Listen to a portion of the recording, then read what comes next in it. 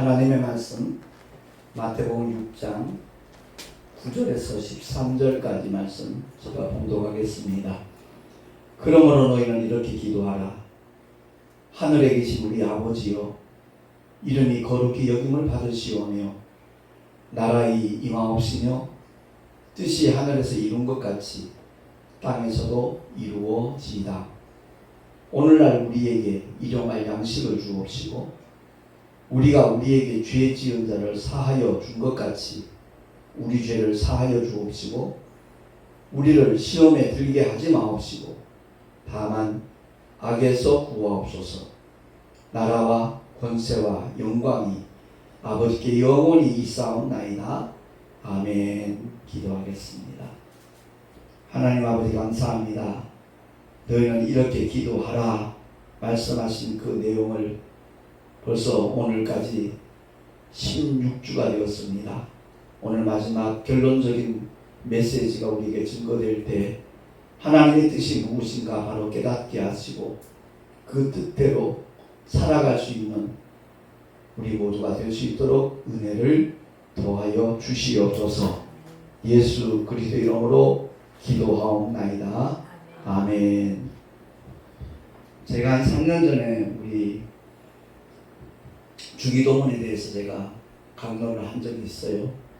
그때는 제 생각을 따라서 이렇게 말씀을 전했거든요. 그래서 섹트마다 이렇게 전했었어요. 처음에 이제 하늘에 계신 우리 아버지의 이름이 거룩히 여김을 받으시며 그거 한 번, 나라의 임하옵시며 뜻이 하늘에서 이룬 것 같이 땅에서도 이루어지이다. 거기 2번, 오늘날 우리에게 일용할 양식을 주옵시고 3번째, 우리가 우리에게 죄 지은 자를 사하여 준 것 같이 우리 죄를 사하여 주옵시고 그게 4번째였고, 그리고 마지막 대목에 우리를 시험에 들게 하지 마옵시고 다만 악에서 구하옵소서. 나라와 권세와 영광의 아버지께 영원히 있사옵나이다. 이렇게 5번 정도에 걸쳐서 강해를 한 적이 있었습니다. 그럼 제 생각대로 제가 깨달은 대로 이렇게 말씀을 전한 것이고, 이번에는 기도하는 가운데 하나님께서 그 주기도문에 대하여 바로 이렇게 전하기를 굉장히 원하셨고 그런 감동을 주셨어요. 그래서 2월 23일 날 첫 번째 주기도문을 시작을 했더라고요. 제가 그것을 기억하는 것이 아니라 이 주보를 오늘 살펴봤어요. 그랬더니 2월 23일부터 6월 8일까지 딱 16주가 됐더라고요. 거의 넉 달에 걸쳐서 이 주기도문을 우리 함께 깊이 상고를 해봤는데 오늘은 결론 부분입니다. 주기도문의 결론은 다른 것 없습니다. 하나님의 나라와 권세와 영광이 바로 예수의 이름이다 하는 것을 성경은 우리에게 깨닫게 하고 있거든요. 그래서 제가 오늘 특히 하나님의 말씀을 주보에 많이 기록을 해놨습니다. 첫 번째가 바로 시편 23편 3절인데 다윗이 하나님 앞에 고백한 내용이잖아요. 내 영혼을 소생시키시고 자기 이름을 위하여 의의 길로 인도하시는도다 라고 그런 노래하고 있습니다. 다시 말해서 하나님께서 의의 길로 인도하시는 이유와 목적이 무엇인가? 하나님의 영광을 위하여, 하나님의 이름을 위하여 인도하신다라고 다윗은 고백을 하고 있는 겁니다. 이러한 깨달음이 우리 모두에게 넘쳐나기를 예수 이름으로 축원합니다. 구약이든 신약이든 간에 가장 하나님께서 관심 가지시는 부분이 무엇인가 하면 바로 하나님의 이름입니다. 성부와 성자와 성령 삼위가 일체되시는 하나님의 이름은 단 하나밖에 없습니다. 그 이름이 무엇인가에 대하여 성경은 증거하고 있지만 인본주의가 판을 치다 보니까 자꾸만 하나님의 이름이 수십 개 되는 것처럼 가르치고 있거든요. 이게 정말 잘못된 겁니다. 제가 목회를 40년째 하면서 가장 속상하는 부분 중에 하나고 안타까운 부분 중에 하나가 바로 그겁니다. 그래서 시편에도 보면 하나님께서 하나님의 이름을 아는 것이 얼마나 하나님이 기뻐하시는 일인가 하는 것에 대해서 말씀하고 있는데 시편 91편 14절 우리 한 목소리로 합독을 하겠습니다. 시작. 하나님이 가라사대 저가 나를 사랑한즉 내가 저를 건지리라. 저가 내 이름을 안즉 내가 저를 높이리라. 아멘. 그래요. 구약의 많은 이스라엘 백성들, 유대인들이 하나님을 사랑했습니다. 그래서 어려움이 있을 때마다 그들은 부르짖었고 하나님은 그때마다 그들을 건져주셨거든요. 근데 그 말씀 끝에 저가 내 이름을 안즉 내가 저를 높이리라 그랬어요. 구약의 이스라엘 백성들을 하나님이 다 높이셨나요? 그렇진 않았습니다. 근데 신약에 와서 바로 하나님의 이름이 계시가 되고 난 다음에 그 이름을 알고 믿는 자들에게는 어떤 권세를 주셨죠? 하나님의 자녀가 되는 권세를 주셨습니다. 그러니까 이사야 선지자를 통해서 임마누엘이라는 그 하나님의 어떤 죄인과 함께하는 이름이 무엇인가에 대해서 약속을 했거든요. 임마누엘은 이름이 아닙니다. 하나님이 우리와 함께 하시다라는 그런 의미입니다. 그러니까 구약에 여호와 니시, 여호와 살롬, 여호와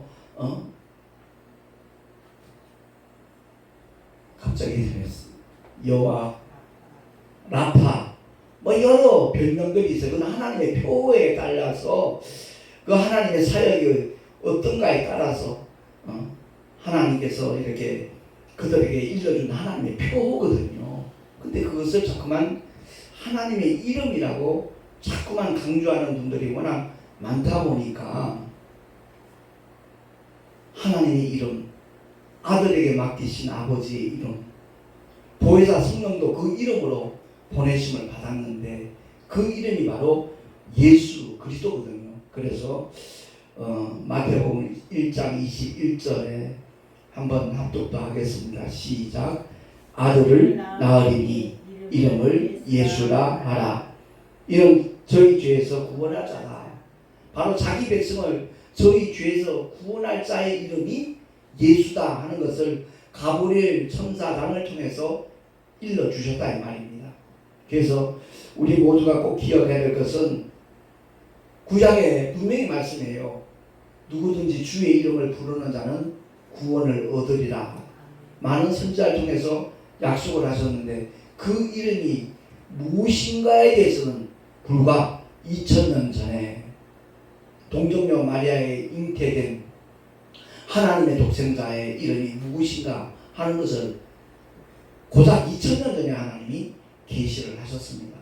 그래서 그 하나님의 이름을 알고 믿고 부르는 자들에게는 하나님의 자녀가 되는 권세까지 하나님이 허락하실 만큼 하나님의 이름을 아는 자들에게 높여주는 하나님의 축복이 임하였다는 것 확실히 깨닫고 믿으시기를 예수 이름으로 축원합니다. 그래요. 성령이 오셔서 하나님의 귀한 사역들이 펼쳐지는 것이 벌써 2000년 가까이 진행이 되고 있는데 사도행전 2장 38절에 보면 분명하게 우리에게 알려주고 있는 메시지거든요. 합독합니다. 시작. 베드로가 가로되 너희가 회개하여 각각 예수 그리스도의 이름으로 침례를 받고 죄사함을 얻어라. 그리하면 성령을 선물로 받으리니. 아멘. 그렇습니다. 분명히 마태복음 28장에는 아버지와 아들과 성령의 이름으로 침례를 주라 그랬어요. 근데 사도행전을 살펴보면 단 한 번도 사도들이 그렇게 침례를 진례한 적이 없습니다. 예수 그리스도 이름을 침례를 줬습니다. 사도 바울도 그랬고요. 우리 모두가 다 사도행전을 읽어볼 때 그냥 건성으로 읽어요. 깊이 기도하면서 성령의 감동에 따라 하나님의 말씀을 바라보는 사람은 많지가 않아요. 그러다 보니까 정녕 하나님께서 우리에게 분명하게 일러주신 하나님의 이름임에도 불구하고 수제자 베드로가 먼저 그렇게 설교를 하잖아요. 성령 충만 받고 난 다음에 많은 군중들 앞에서 하나님의 은혜를 선포했더니 그들이 정말 마음을 찢으면서 형제들하고 우리가 어찌할꼬 했을 때 베드로를 통해서 선포된 메시지가 바로 방금 우리 함께 합독한 말씀이거든요. 너희가 회개해라. 그리고 각각 예수 그리스도의 이름으로 침례를 받아라. 그리고 죄사함을 얻어라. 그리하면 성령을 선물로 받게 될 것이다. 우리가 율법을 지켜서 성령을 받은 게 아니에요. 예수 그리스도의 이름을 믿음으로 말미암아 값없이 하나님의 은혜로 성령이 임하신 줄로 믿으시는 분들만 아멘 한번 하십시다. 그래요. 분명합니다. 행위로가 아니라는 거죠. 그래서 베드로가 더 구체적으로 설명하는 메시지들이 사도행전에 계속 나오고 있는데 사도행전 3장 16절입니다. 시작. 그 이름을 믿음으로 그 이름이 너희 보고 아는 이 사람을 성하게 하였나니 예수로 말미암아 난 믿음이 모든 사람 앞에서 완전히 낫게 하였느니라. 아멘. 그렇습니다. 나면서 안전뱅이 된 사람이에요. 성전 미문에 앉아서 지나가는 사람들 향해서 한 분만 도와주세요. 한 분만 도와주세요. 구걸하던 사람이에요. 그때 베드로와 요한이 그를 향해서 하는 말 있잖아요. 은과 금은 내게 없거니와 내게 있는 것으로 내게 주노니 곧 나사렛 예수 이름으로 일어나 걸어라 했거든요. 그 순간 한 번도 걸어본 적이 없는 사람, 일어나 본 적이 없는 그 안전뱅이가 일어나서 상전해서 찬양하며 하나님 앞에 영광을 돌렸거든요. 그 모든 사람들이 기이 여기면서 요한과 베드로를 굉장히 이렇게 받드는 놀라워하는 그런 상황이 전개되니까 베드로가 그들에게 일깨워 주는 거예요. 우리가 대단한 사람이 아니라 바로 그 이름, 예수의 이름을 믿음으로 그 예수의 이름이 너희 보고 아는 이 사람을 성하게 하였다. 예수로 말미암아 나는 믿음이 모든 사람 앞에서 이 사람을 완전케 만들었다라고 그는 알려주는 거예요. 오늘날 우리가 교회를 열심히 다닌다고 하지만 성경을 제대로 깨닫고 제대로 알고 제대로 전하는 사람은 많지 않다는 것을 저는 늘 느끼고 있고 아쉬워하고 있고 안타까워하고 있거든요. 그래서 오늘 이 시간을 통해서 성경이 무엇을 말씀하는가 한마디로 요약한다면 하나님의 이름은 예수다. 다시 말해서 예수는 성경은 예수를 소개하는 알려주는 하나님의 책이다. 이렇게 우리가 이해를 하면 정말 좋겠다라는 마음이 듭니다. 그래서 더 이어서 나가는 거 보면 사도행전 9장 15절에서 16절입니다. 사울이라는 청년을 하나님이 부르시고 난 다음에 진행된 그 과정 속에서 기록된 말씀이니까 우리 한번 합독을 하겠습니다. 시작. 주께서 가라사대 가라. 이 사람은 내 이름을 이방인과 임금들과 이스라엘 자손들 앞에 전하기 위하여 택한 나의 그릇이라. 그가 내 이름을 위하여 해를 얼마나 받아야 할 것을 내가 그에게 보이리라. 아멘. 그래요.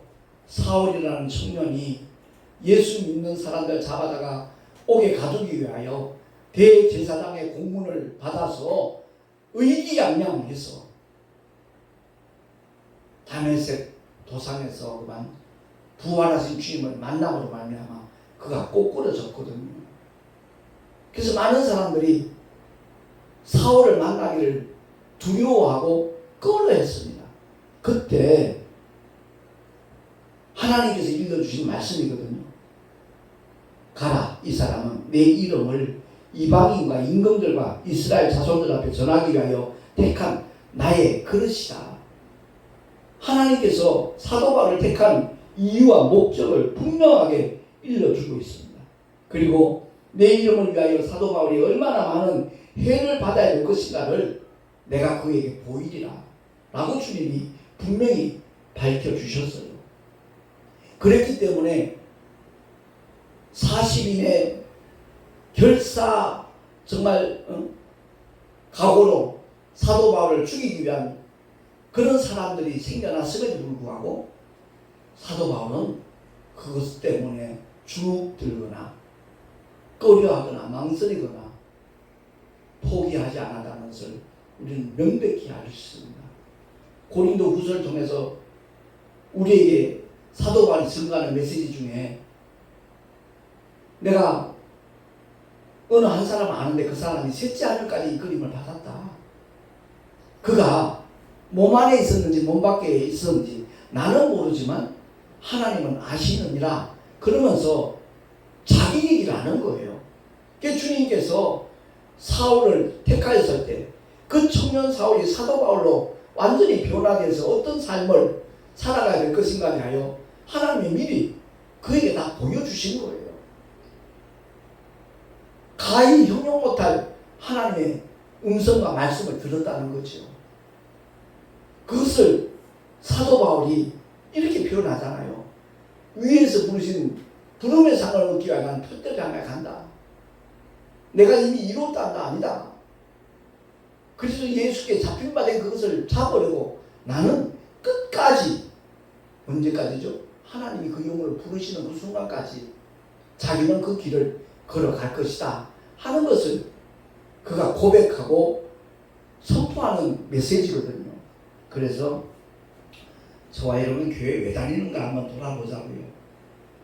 그냥 병고침 받고 마음 편안하고 자식들 잘 되고 잘 먹고 잘 사는 것 그게 목적이라면 그는 아직도 하나님의 뜻을 올바로 깨달은 사람이라 볼 수 없는 겁니다. 눈에 보이는 이 세상 다 지나갈 겁니다. 영원한 하나님의 약속을 붙잡는 저와 여러분 될 수 있기를 예수 이름으로 축원합니다. 수제자 베드로의 경우도 마찬가지예요. 그는 유대인이에요. 굉장한 자부심을 갖고 있던 사람이에요. 근데 이방 사람과의 관계 속에서 놀라운 그 경험을 하잖아요. 백부장 고넬료, 그건 이방 사람이에요. 그 고넬료 집으로 베드로가 초대를 받아요. 그때 베드로의 고백입니다. 사도행전 10장 47절 48절 나와 있죠. 네 번째 줄에 밑에서 시작. 베드로가 가로되 이 사람들이 우리와 같이 성령을 받았으니 누가 물로 침례줌을 금하리요 하고 명하여서 예수 그리스도의 이름으로 침례를 주라 하니라. 아멘. 그래요. 고넬료 집안에서 예수가 누구신가에 그가 복음을 전하고 난 다음에 그들에게 성령이 임하시는 광경을 보고 베드로도 아마 저기 놀랐을 거예요. 부정한 존재들로 생각을 해왔는데 자기들이 성령 받았을 때와 똑같은 그 현상이 고넬료 집안에 그 복음을 듣는 사람들에게 나타나니까 그가 그것을 얘기하는 거예요. 이 사람들은 우리가 똑같이 성령을 받았다. 누가 감히 이들에게 물로 침례줌을 금할 수 있겠느냐? 그러고서는 예수 그리스도의 이름으로 침례를 주라. 베드로가 그렇게 말했다는 것을 사도행전 10장에 소상하게 기록을 하고 있지 않습니까? 그래요.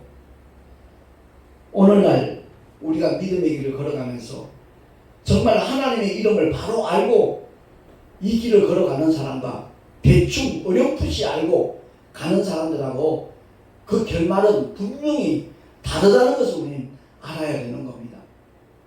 하나님의 혼인잔치에 참여할 수 있는 자는요, 어린 양 예수의 피를 힘입은 사람이고요, 정말 복음을 위하여 순교의 자리에 들어가는 사람들, 그들보다 더 복 있는 사람이 없다는 것을 우리 모두 깨달을 수 있기를 예수 이름으로 축원합니다. 제가 7월 1일자 목회자 사모신문에 기고를 했습니다. 그 기고한 내용을 제가 잠깐 소개를 할게요.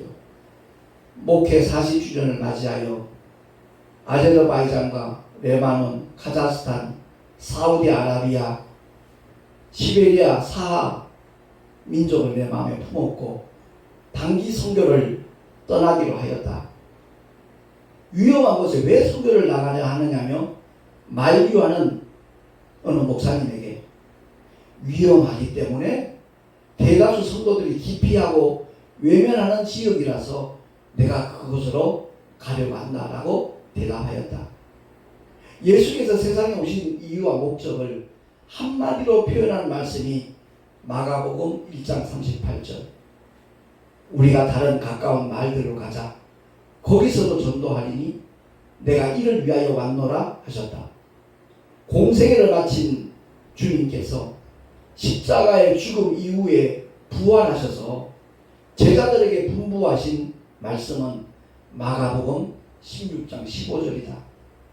너희는 온 천하에 다니며 만민에게 복음을 전파하라 하셨고, 마태복음 28장 18절에서 21절에는 하늘과 땅의 모든 권세를 내게 주셨으니 그러므로 너희는 가서 모든 족속으로 제자를 삼아 아버지와 아들과 성령의 이름으로 침례를 주고 내가 너희에게 분부한 모든 것을 가르쳐 지키게 하라. 보라, 내가 세상 끝날까지 너희와 항상 함께 있으리라고 약속하셨다.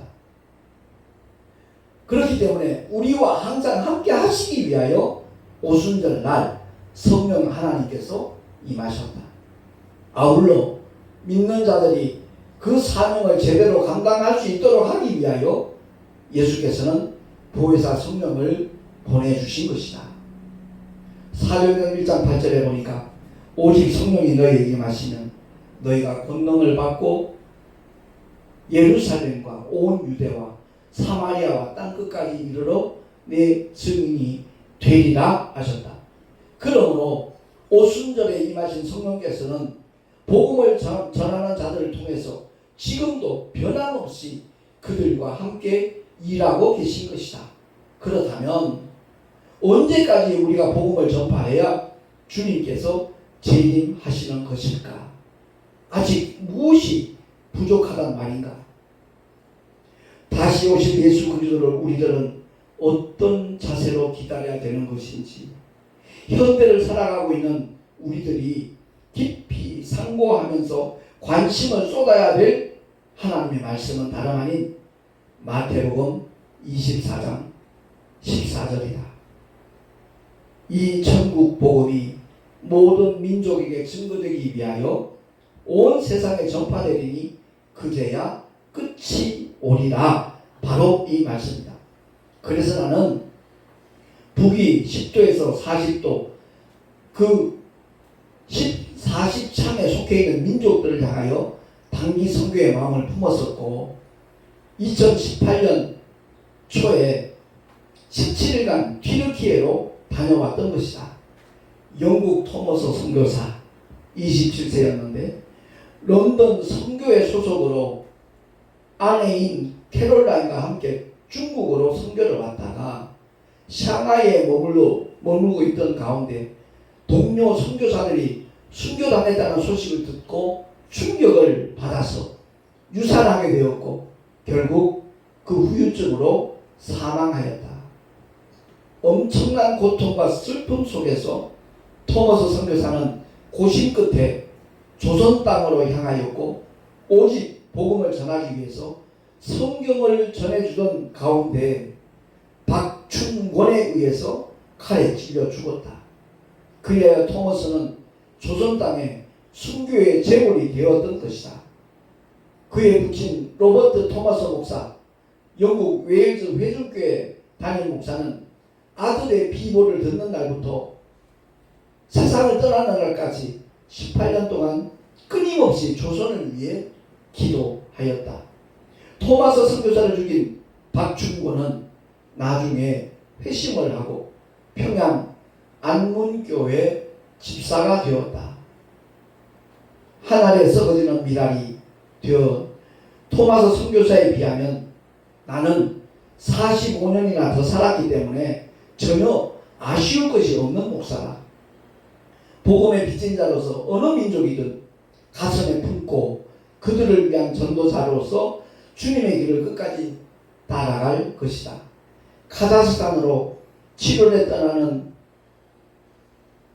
선교사인 김정우 목사를 보내는 선교사로서의 후원을 바란다. 나는 내년 말까지 사우디아라비아, 시베리아, 사하민족까지 모두 5민족을 향하여 단기 선교를 다녀오려고 한다. 마태복음 16장 24절 25절. 아무든지 나를 따라오려거든 자기를 부인하고 자기 십자가를 지고 나를 좇을 것이니라. 누구든지 제 목숨을 구원코자 하면 잃을 것이요 누구든지 나를 위하여 제 목숨을 잃으면 찾으리라. 요한복음 12장 23, 24절에 보니까 예수께서 대답하여 가라사대 인자의 영광을 얻을 때가 왔도다. 내가 진실로 진실로 너희에게 이르노니 한 알의 밀알이 땅에 떨어져 죽지 아니하면 한 알 그대로 있고 죽으면 많은 열매를 맺느니라. 아멘. 주님의 마지막 남은 약속입니다. 보라 내가 속히 오리니 내가 줄 상이 내게 있어 각 사람에게 그의 행한 대로 갚아 주리라. 아멘. 요즘 우리가 사는 이 시대는 크리스찬은 별로 없고요 종교인만 많이 있습니다. 세상 종교와 다를 바가 없는 그게 목적이에요. 보다도 자기가 하는 일이 잘 되고 자식들이 축복받고 건강하고 형통하는 그게 교회 다니는 목적이 되어버린 오늘날의 우리의 모습을 정말 제대로 직시할 수 있어야 됩니다. 80% 이상은 교회 헛다니고 있는 거예요. 그 중에 20%만 정말 복음을 위하여 목숨을 건 사람들이거든요.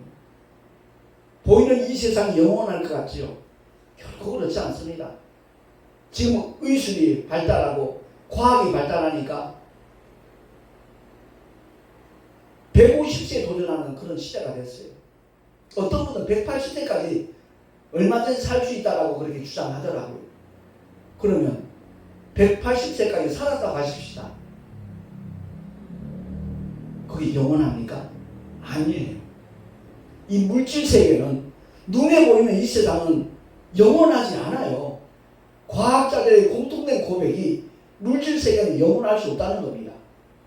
그야말로 우리 모두가 성경을 통해서 하나님이 창조하셨는데 이 창조 세계가 어떤 곳인가 하는 것을 바로 알고 하나님의 형상대로 그 모양을 따라 지음받은 우리 인간은 어떤 존재인가 하는 것을 바로 살펴보고 난 다음에 우리 인간은 한시적인 존재와 영원한 존재의 결합체라는 말씀을 내가 몇 차례 드렸습니다. 한 줌의 흙으로 돌아가고 마는 이 육신을 위해서 사는 자 되지 말고 정말 하나님의 언젠가 부르신 하나님의 형상대로 그 모양을 다 지음받은 영원한 존재인 우리 영혼의 때를 위해 살아가는 우리 모두가 될 수 있기를 예수 이름으로 축원합니다. 솔직히 저는 선교를 나갈 때마다 유언장을 써놓고 갈 거거든요. 그냥 하는 것이 아니라 정말로 그러기를 원하고 있어요. 제가 벌써 72년 살았는데 앞으로 150세까지 산다 할지라도 80년밖에 더 살겠다고요. 그게 영원은 아니잖아요. 우리 인생이 긴 것 같지만 하나님의 시간에 비하면 찰나와 같아요. 눈 깜짝할 사이에요. 그러니까 저를 위해서 기도해 주시는 분들은 정말로 하나님의 뜻대로 하나님의 영광을 위하여 쓰임받을 수 있는 주님 말씀대로 어느 민족이 되었든 가슴에 품고 하늘에 썩어지는 미랄이 될 수 있는 그러한 복을 달라고 그러한 은혜를 허락해 달라고 기도해 주시기를 정말 진심으로 저는 부탁을 드립니다. 오늘 이 말씀을 통해서 주기도문은 16조로 이제 마무리를 짓습니다만은 성경 전체가 말씀하는 것이 무엇인가? 바로 하나님의 이름을 말씀하고 있다는 겁니다. 아들에게 맡기신 아버지의 이름. 요한복음 17장 정말 유심히 한번 읽어보시고요. 내 이름으로 보내실 성령 그가 오시면 내가 너에게 말한 것 다 생각나게 할 것이다 말씀하셨고 제가 그래서 택시 전도를 하면서도 주일마다 거침없이 하나님의 말씀을 선포할 수 있었던 것은 바로 전 이거 자랑하는데 자꾸만 자랑으로 생각하더라고요. TDT 싫어하는 사람이 백골사단 있으면 신약 성경을 500종 이상 할 수 있는 하나님의 은혜를 주셨기 때문에 그 말씀이 내 속에서 살아서 꿈틀거리니까 말씀을 전한다라는 고백을 했는데 그것을 액면 그대로 받아들인 사람은 많지 않더라고요. 그렇습니다. 우리 모두가 다 주기도문을 통하여 하나님이 깨닫게 하시는 것이 무엇인가? 하나님의 나라와 권세와 영광 한마디로 표현하면 예수의 이름이다 하는 것을 기억을 하고 아들을 통하여 영광 받으신 아버지는 바로 그 이름으로 성령도 보내주셨고 그 이름으로 영광을 받으신다는 것을 기억하고 천국은 바로 예수의 이름이 통치하는 나라라는 것을 우리 모두 확실히 알고 이 믿음의 길을 걸어가고 달려가는 우리 모두가 되십시다. 기도하겠습니다. 하나님 아버지 감사합니다. 교회 다니는 사람 참 많습니다. 목회자도 너무너무 많습니다. 근데 정녕 하나님의 의도를 따라서 하나님의 목적대로 그 믿음의 길을 걸어가는 사람은 그리 많지 않다는 것을 우리가 느끼게 됩니다. 존귀하신 하나님 아버지, 하나님의 미랄이 땅에 떨어져 죽으면 많은 열매 맺는다 하셨습니다. 근데 오늘날 교회 다니는 사람은 많이 있지만 하나님 그대로 있으려고 몸부림을 치고 있습니다. 절대 죽지 않으려고 희생하지 않으려고 몸부림치고 있는 그런 시대에 우리가 살아가고 있습니다. 사도 바울처럼 복음을 위하여 목숨 걸 수 있는 하나님의 사람들이 많이 일어날 수 있도록 주님 축복하여 주시옵소서. 우리 구주 예수 그리스도 이름으로 기도하옵나이다. 아멘. 교회 소식 주보를 참고하시기 바랍니다. 6월은 호국의 달입니다. 나라와 민족을 위해서 늘 기도하는 우리가 되시기를 바랍니다. 오늘 오후에는 안산에 있는 주원교회에 모임이 있어서 제가 갈 거고요. 내일은 또 21세기 영성운동본부 임원회가 개최됩니다. 역시 위에서 기도해 주시면 고맙겠습니다. 그리고 화요일날은 우리 교단 총회 전도부 행사가 서울 영락기도원에서 개최가 됩니다. 역시 위에서 중보 기도해 주시면 고맙겠습니다. 기도에 응답하시는 예수께서 일러주신 주기도문 연속 강해 오늘로서 일단 마무리를 할 것입니다. 끊임없이 2월 23일부터 6월 8일까지 증거된 주기도문을 그냥 지내치지 마시고 반복해서 그 말씀을 들음으로 말미암아 하나님의 뜻대로 믿음의 길을 걸어가는 귀한 복을 받을 수 있기를 간절히 소망합니다. 드린 예물 위하여 흥문기도하고 축도로 예배를 마치도록 하겠습니다. 거룩하신 아버지 감사합니다. 은혜 가운데 16주 동안 주기도문에 담겨있는 하나님의 뜻, 하나님의 의도를 우리가 살펴보았습니다. 귀로만 듣는 자 되지 않게 하시고 마음에 결단하여 하나님의 영광을 위하여 온전히 헌신하는 믿음의 복을 받아 누리게 하여 주시옵소서. 하나님의 은혜에 감사해서 드린 예물들이 있습니다. 11조와 헌물 기쁘시게 흠양하여 주옵시고 하나님의 뜻이 이루어지는 일에 아름답게 쓰여지게 하여 주시옵소서. 드린 손길들을 주님 축복해 주시되 일마다 때마다 함께 하시는 그 증거들이 나타나게 하여 주시옵소서. 하늘의 귀한 상급으로 허락하실 우리 구주 예수 그리스도 이름으로 감사하며 축복하며 기도하옵나이다. 아멘.